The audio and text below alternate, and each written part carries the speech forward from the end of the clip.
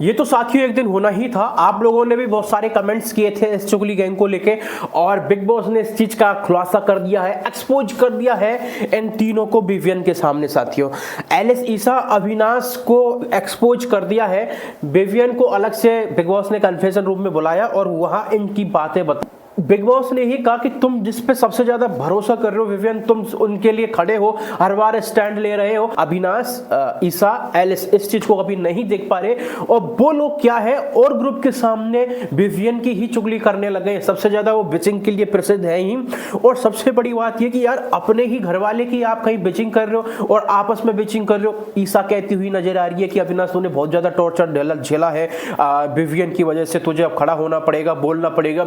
अविनाश भी इस चीज के लिए कई बार बोला है कि ईसा तुझे भी बोलना पड़ेगा। एलिस के लिए भी बोला था क्योंकि एक बार टाइम गोड का टास्क हुआ था, वहां जो रजत के ऊपर उसने आरोप लगाए थे एलिस ने, तो वहां के लिए भी वो यही बोलती है कि विवियन ने मेरे लिए ऐसे कहा था। मैं विवियन को पहले से ही जानती हूँ कि विवियन बहुत धोखेबाज है। तो ये जब सारी बातें होती हैं तो साथी बहुत बुरा लगता है विवियन को और दिल टूटना बनता है साथियों।